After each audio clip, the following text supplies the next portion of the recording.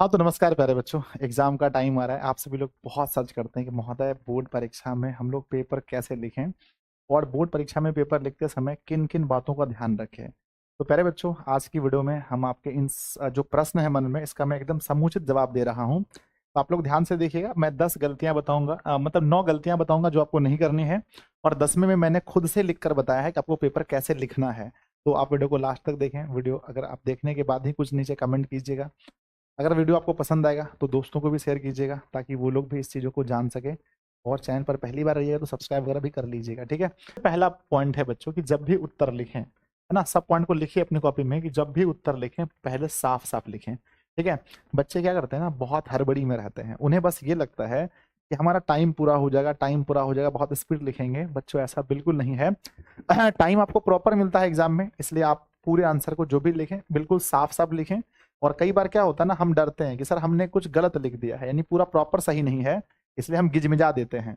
बच्चों, गिजमिजा देने से और नंबर कटे। अगर आपने थोड़ा सा दायां बायां मारा भी है, थोड़ा मिस्टेक भी है, आपको 100% याद नहीं भी है, फिर भी आप साफ सुथरा ही लिखें। दूसरा हमारा पॉइंट आता है, सबसे इंपॉर्टेंट है कि प्रश्न क्रमांक का ध्यान रखें। बच्चे क्या करते हैं ना कि बहुत बार प्रश्न क्रमांक गलती कर देते हैं, यानी 2 नंबर के प्रश्न को 3 नंबर में, 3 नंबर के प्रश्न को 2 नंबर में। और कई बार क्या होता है ना, जब अथवा बच्चे बनाते हैं तो अथवा लिखना भूल जाते हैं, इससे आपका अंक पूरा कट जाता है।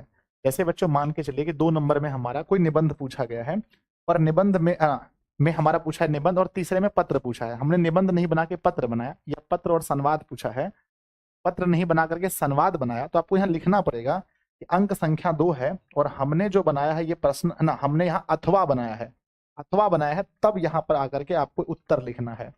तो इस चीज का विशेष ध्यान रखें प्रश्न क्रमांक का, कि प्रश्न क्रमांक में गलती ना हो, और अगर प्रश्न क्रमांक सही हो तो अथवा भी ध्यान रखिएगा। पॉइंट नंबर तीसरा देखिए, बोर्ड परीक्षा में ध्यान रखना है आपको, वो पॉइंट है क्रमबद्ध तरीके से प्रश्न का उत्तर दें, ठीक है। बहुत सारे बच्चे कहते हैं कि हमें क्वेश्चन नंबर 1 आता है, फिर क्वेश्चन नंबर डायरेक्ट 7 बना देते हैं, डायरेक्ट 8 बना देते हैं, जबकि उन्हें बीच के प्रश्न भी आते हैं। तो प्यारे बच्चों, मैं आप लोगों से यही कहूंगा कि आप कोशिश करें कि आपका क्रमबद्ध तरीके से आंसर हो। यानी आप ये समझिए, जैसे मैथ का सवाल है, 1 से लेकर के 30 सवाल दिए गए हैं, जिनमें से 15 सवाल आपको बनाने हैं। अगर आपको लगता है कि 1 नंबर हमने सॉल्व किया और एक के बाद में हमारा 2 बन रहा है, तो 2 ही बनाएंगे। ऐसा नहीं कि 1 नंबर बनाने के बाद उछल उछल के 30 बना लेंगे और फिर बाद में 15 गिन लेंगे। यहाँ 2 चीजें। आप बोलोगे सर अगर हम अल्टरनेट बनाते हैं तो जहां तहां से बना के 15 सवाल पूरे कर देते हैं तो नंबर मिलेंगे बच्चों, लेकिन ना एक साइकोलॉजिकल इफेक्ट पड़ता है। जब टीचर चेक करता है आपकी कॉपी को, तो वो कभी नहीं चाहेगा उसको तकलीफ हो खोजने में कि आपने कौन कौन से प्रश्न बनाए हैं। तो तीसरे पॉइंट में विद्यार्थी जी याद रखिएगा कि हमें जो आंसर लिखने हैं सीरियल वाई में, अगर 1 के बाद 2 नहीं बनाया, 3 नहीं बनाया, 4 बनाए तो 4 लिखेंगे, 5 लिखेंगे, इस तरह से क्रमबद्ध तरीके से लिखेंगे। तो आपकी कॉपी चेक करने वाले जो एग्जामिनर है वो आपको अच्छे नंबर देंगे। और हाँ, याद रखिएगा कि दो प्रश्नों के बीच में आपको कम से कम 1 लाइन तो छोड़ना ही छोड़ना है। 2 लाइन छोड़े तो अच्छा है, मेरा मानना है कि 2 लाइन आप छोड़ देंगे 2 प्रश्नों के बीच में, ठीक है। 1 लाइन तो नेसेसरी छोड़ना ही छोड़ना है, वो आप वहां पर पेपर के अनुसार देख लीजिएगा, ठीक है। पॉइंट नंबर चौथा आपको याद रखना है कि अच्छे कलम का उपयोग करें। अभी अच्छे कलम का मतलब ये नहीं है कि बहुत महंगा कलम हो, 50-100 रुपए का, ऐसा नहीं है। अच्छे कलम का मतलब ये है कि जिस कलम को आप यूज कर चुके हैं। एग्जाम टाइम में अक्सर क्या होता है, मेरे साथ खुद हुआ था कि हम एग्जाम टाइम में ना सोचते हैं किस किस पेन से लिखें कि बहुत अच्छा हो। तो प्यारे बच्चों, पेन मतलब जो है ना, जिस पेन को आप पहले यूज कर चुके हैं, या जिस पेन को आप बहुत चला चुके हैं, जिस पेन से आप कंफर्टेबल महसूस करते हैं, उसी पेन का यूज करें। अच्छा मतलब है कि जो आपके लिए अच्छा हो, है ना। ऐसा नहीं कि जो आपके दोस्त के लिए अच्छा है वो आपके लिए अच्छा हो, जरूरी नहीं है। चाहे वो बच्चों 3 रुपए का हो सकता है, 5 रुपए का हो सकता है, कोई भी पेन हो, ब्लैक या ब्लू पेन हमें आप, है ना, हमें एग्जाम में लिखना है, वो भी बिल्कुल अच्छा जिसका उपयोग आप कर सकें, है ना। तो इसको भी पॉइंट को लिख लीजिए कॉपी में। पांचवा पॉइंट है, पेपर लिखते समय आपको ध्यान रखना है हमेशा कि जो पूछा जाए वही लिखना है। अब आपसे पूछा है प्यारे बच्चों की परिपथ किसे कहते हैं, आप पूरा घुमा रहे हैं, आप उनको विद्युत धारा की परिभाषा बता रहे हैं, फिर परिपथ बता रहे हैं। आपसे पूछा गया मेटरनिक युग से क्या समझते हैं, तो आपको मेटरनिक के बारे में ही लिखना है। ऐसा नहीं कि आप जाकर के कार्बोनी गेरिबाल्डी के बारे में लिख रहे हैं, नहीं। तो जो प्रश्न में पूछा गया है वही लिखना है, समझ रहे हैं ना। भूकंप किसे कहते हैं तो भूकंप ही लिखना है, भूकंप किसे कहते हैं। ये नहीं लिखना है कि बाढ़ इसे कहते हैं फिर भूकंप इसे कहते हैं, ऐसा नहीं है, ठीक है। तो ज्यादा बहुत बड़ा करने के चक्कर में नहीं रहना, क्योंकि देखिए टू द पॉइंट, जो आजकल सबको पता है, जो भी एग्जाम जो कॉपी चेक करने वाला होता है, वो जमाना चला गया कि ऐसे ऐसे करके गिनती करेंगे भैया 5 लाइन है तो नंबर मिलेगा ना, ऐसा नहीं है। सही उत्तर लिखना है जितना है तो नंबर मिलेंगे। तो आपने देखा कि जो पूछा जाए वही लिखना है, फालतू नहीं लिखना है, पेपर कॉपी नहीं भरना है। छठा पॉइंट आपको याद रखना है पेपर लिखते समय कि शुद्ध लिखने का प्रयास करें, है ना, शुद्ध लिखने का प्रयास करें। शुद्ध का मतलब ये है, शुद्ध का मतलब ये है कि जैसे मान के चलिए मुझे लिखना है परिवर्तन, तो परिवर्तन होता ऐसे है, परिवर्तन होता ऐसे है।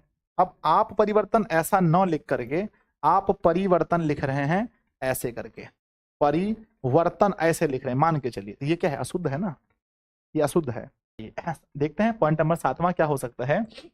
जब भी आप दीर्घ उत्तरीय प्रश्न को लिखें तो जो भी प्रश्न ऐसे हैं जिनके पॉइंट बन सकते हैं तो पॉइंट बना के लिखें।